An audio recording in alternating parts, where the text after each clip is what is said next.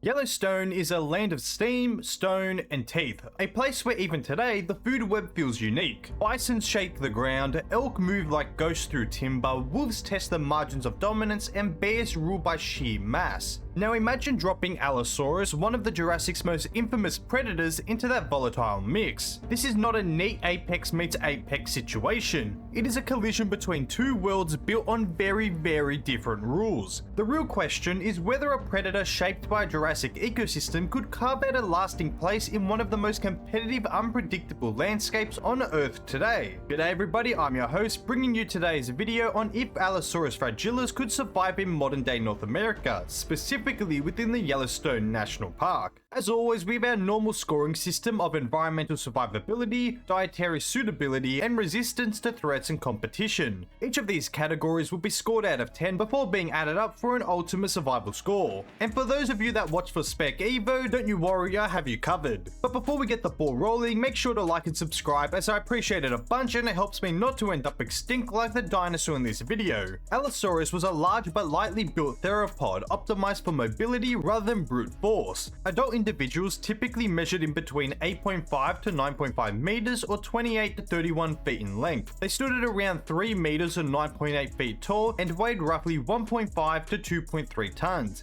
Compared to later giants like Tyrannosaurus rex, Allosaurus was slimmer, longer limbed, and more athletic.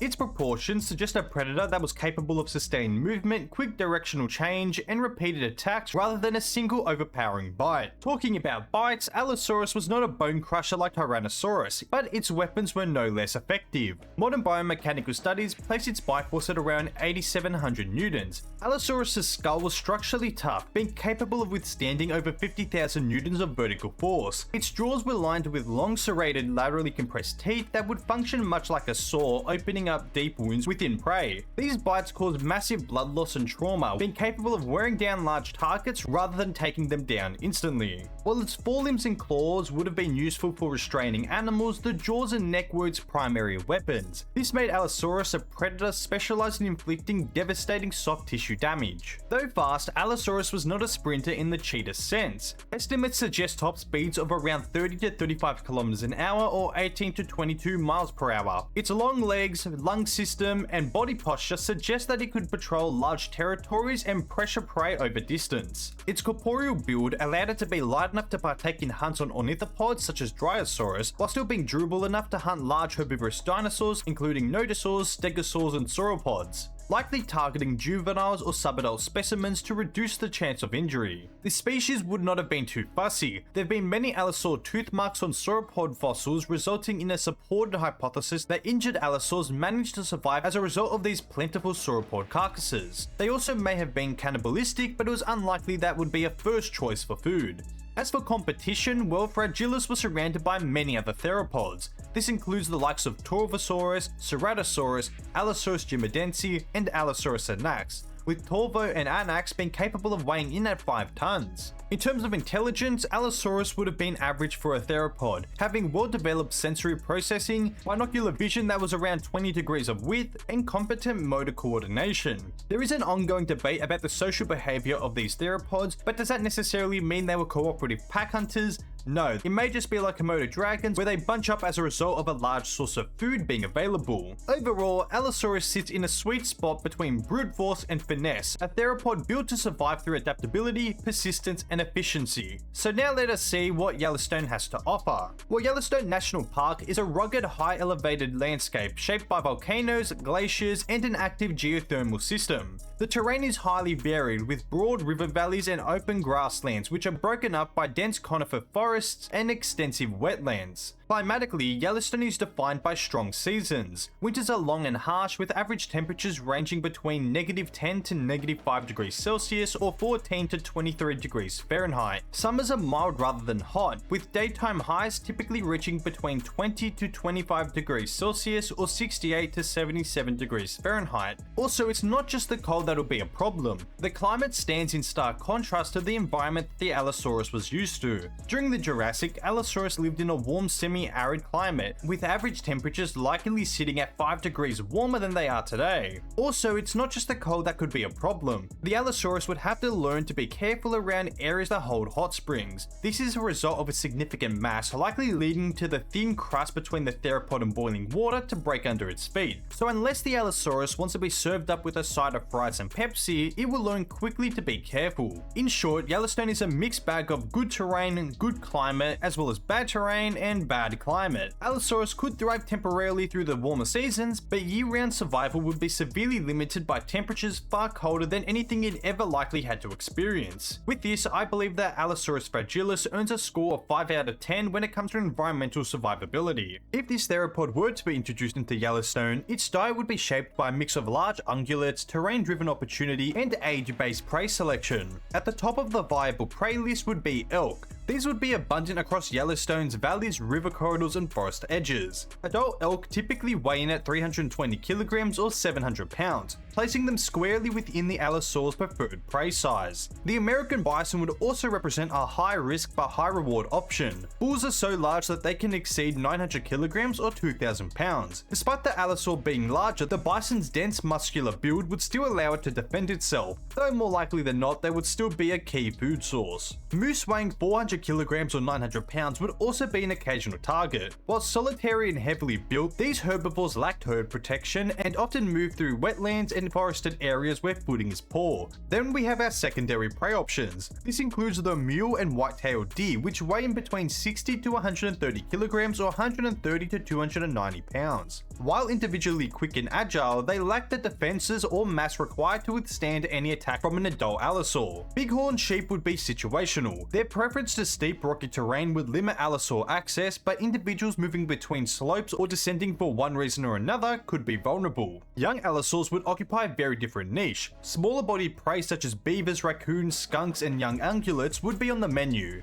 I think that dietary wise, the Allosaurus would be chilling. At all stages of life, there would be food available to it, with the main disadvantage being that sauropod carcasses would not be available. Still, they can hunt or scavenge off the animals around, and they earn a dietary suitability score of 7 out of 10. As we know though, Allosaurus would not be entering an empty food web. While it would instantly become the largest terrestrial predator in the park, it would still face competition and situational threats from the modern carnivores. Grey wolves would be the Allosaur's most consistent competitor rather than direct threat. Individually, wolves pose no danger even to a subadult Allosaurus, but in packs of 10 to 20 individuals, they can make a theropod have second thoughts. And as we see today, wolves will actively take out competition, meaning that young Allosaurs would also be on their menu. Black bears would function primarily as scavenging competitors. Against Allosaurs, that strategy would fail outright. A black bear would retreat quickly from any confrontation, though it would still exploit leftovers once the dinosaur moved on. As for the grizzlies, well, they represent the most serious terrestrial challenge. Large males can exceed 300 or 450 kilograms or 660 to 1,000 pounds. These are the dominant carcass owners in the modern Yellowstone Park. While even a grizzly would be physically outmatched by an Allosaurus, these bears still possess immense strength,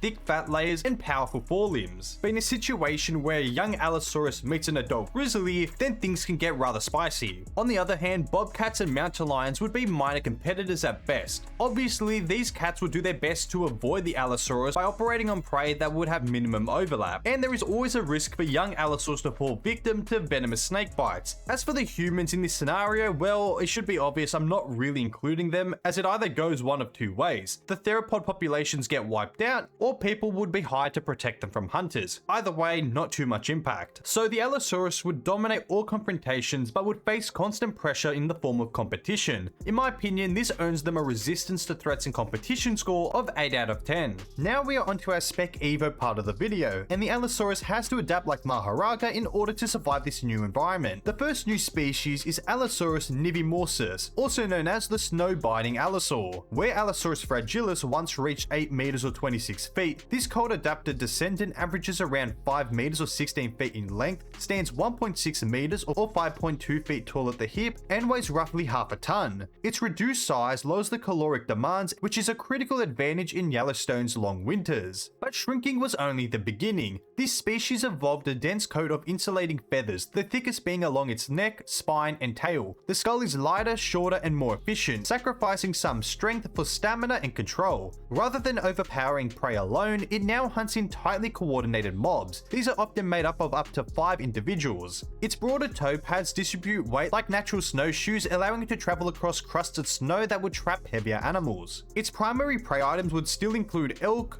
deer, pronghorns, and bison, but its strategy is now endurance-based pursuit and coordinated flanking. This species is still large enough to outcompete many of the modern mammals, but its greatest competitor is not the grizzly bear, instead being the wolves. This is a result of the bear's diet mainly consisting of fish or even berries, while the wolves are primarily red meat eaters. This results in intense conflict between the two species, with the Allosaur coming out on top most of the time as a result of it still having that immense weight advantage. Though this species survives not through size, but through cooperation, endurance, and cold tolerance. The second Yellowstone species evolved in a very different direction. Allosaurus thermophilus still retains a similar size to the original Allosaurus, albeit being a bit smaller, measuring 7 meters or 23 feet in length, standing 2.4 meters or 7.9 feet at the hip, and weighing approximately 1 ton in weight. It was still a giant of the modern day. The species has thick feathering along its torso, neck, and tail. This allows for it to remain warm without overheating around geothermal zones. And that is its key adaptation. During the winter, individuals established territories near hot springs, steam vents, and geothermal basins.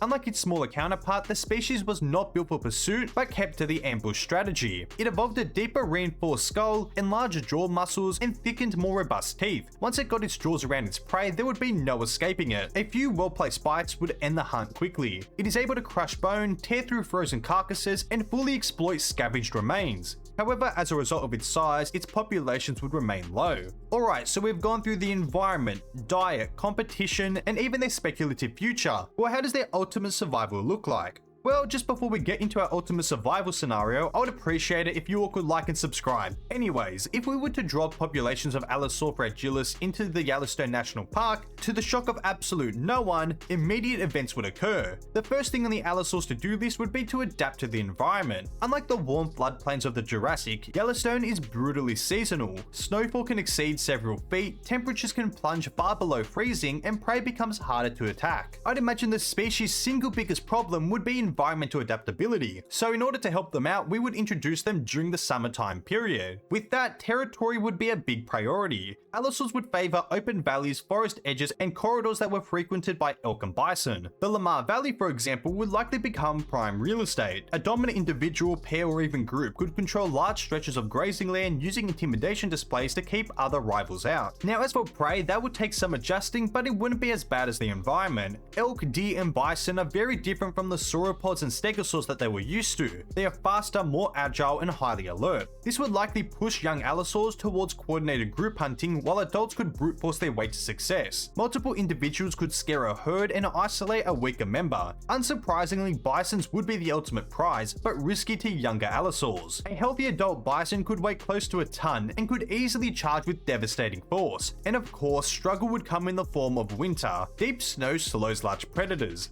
Carcasses would become frozen solid. During these months, Allosaurs would heavily rely on scavenging. Wolves that would make successful hunts would have to be wary of Allosaurs going in for a steal. This would likely promote them dragging prey into areas where Allosaurs would struggle to reach, though they could migrate into warmer areas and track down where migrating herds would move to. Grizzly bears would present an interesting interaction. As a result of the bear's omnivorous diet, they wouldn't be so much competing directly for food, but that is not to say interaction wouldn't occur. Black bears or grizzly bears would not be able to win any direct confrontation with a healthy adult Allosaur, but they may be bold enough to test boundaries, especially around carcasses. Most encounters would likely end in bluff charges and intimidation rather than direct combat, but lucky enough for the bears, they would be able to avoid these theropods during the harsher portion of the year thanks to hibernating. Well, technically going to a state of torpor, but you get what I mean. The true challenge would be the cold and calories. Allosaurs have a large body and hence a large appetite. In the summer, this would be easily manageable as prey would be abundant and fat reserves can be built. But in the winter, if hunts repeatedly fail, then starvation would become a serious threat. Individuals may be forced to patrol more dangerous regions where herbivores congregate. And then if push comes to shove, they may fall back on their potentially cannibalistic tendencies to make it through their first winter. And to be honest, hatchlings and juveniles would have it the worst. Coyotes, badgers, bears, wolves, and even eagles would prey on young Allosaurs. Nests would need to be well hidden and heavily guarded. Survival rates among juveniles would be extremely low, possibly lower than anything they experienced during the Jurassic. Though it should be known that dinosaurs were more than used to mammalian creatures as well as other dinosaurs raiding their nests, so it's not like this would be coming out of nowhere. If stable populations form, Allosaurs would quickly establish themselves as Yellowstone's apex predators. Over generations, natural selection would favour thicker feathering for insulation, slight size reduction for energy efficiency, broader feet for snowmobility, and more social hunting strategies. It would become part of a balance, keeping the elk and bison populations at bay, but at the cost of displacing wolves and bears from the area. In essence, Allosaurus fragilis could survive in Yellowstone, but the environment would be its greatest hurdle. Its success would depend entirely on seasonal discipline, feasting aggressively in the summer while conserving prey in the winter. You'd have to avoid unnecessary injuries and never underestimate the cold. With that, Allosaurus fragilis earns an ultimate survival score of 20 out of 30. And with that, we have reached the end of the video, and I hope you've all enjoyed. As always, comment down below what you'd like to see next, and make sure to like and subscribe so I can keep making videos just like this. I'll catch you on the next video. See ya, mates.